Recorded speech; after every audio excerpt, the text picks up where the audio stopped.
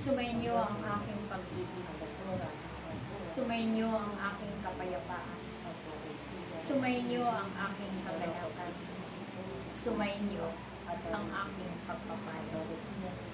Ako ito, aking mga anak, ang inyong ama, na patuloy ninyong pinapupurihan, sinasamba at nilalalhati sa Espiritu at sa katotohanan. Ako ang Diyos na kailangan ninyo. Ako ang Diyos na aasahan ninyong lahat. Kaya nawa, huwag kayong magsawa sa pagtawag sa aking pangalan. Sapagkat sa pagtawag ninyo ng aking pangalan, ako'y darating sa inyong buhay at kasama ninyo sa paglalakbay ng inyong mga kapighatian sa inyong mga buhay. Sapagkat ako'y nananahan sa inyong mga puso, pinanananahan ko ang inyong mga puso.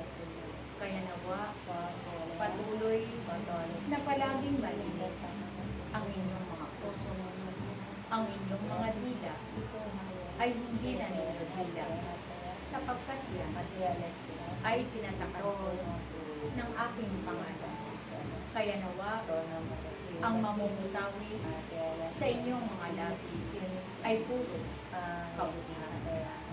Iwaksinin ito ang pagsasalita ng kasamaan, sapagkat wala doon sa aking kaharian ang mga pagsasalita ng mga masama, sapagkat doon sa aking kaharian ay puro kapayapaan, kagalakan.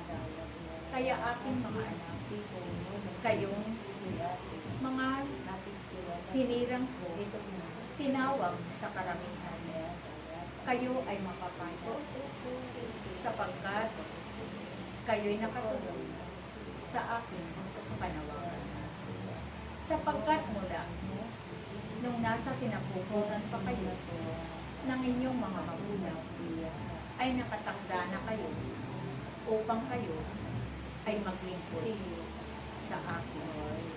Kaya nawa, aking mga anak, huwag kayong matakot anuman ang maranasan ninyo, kahirapan sa inyong mga buhay, ay huwag ninyong patakutan, sapagkat ako'y narito na palagi nakasubaybay sa inyong lahat. Ang aking watawat ay nakaluklog sa inyong mga tahanan.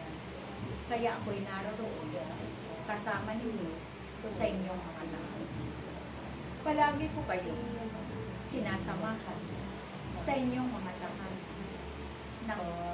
Naririnig ko ang lahat ng panalangin ninyo sa akin. Kaya patuloy po kayong pinalalakas, pinagagaling sa inyong mga karamdaman, sapagkat nais ko na kayong lahat na naglilingkod sa akin ay hindi magdaranas ng mabigat na karamdaman. Kaya patuloy ko kayo pinagagaling sa inyong mga karamdaman upang kayo ay makasunod sa aking kalooban. Huwag kayong mabahala sa inyong mga mahal sa buhay na naiiwan ninyo sa inyong mga tahanan, sapagkat ako'y nagpapadala ng aking mga anghel upang sila ay bantayan, upang sila ay gabayan at patnubayan doon sa inyong tahanan na iniwan. Kaya aking mga anak, kayo ay mahalaga sa akin.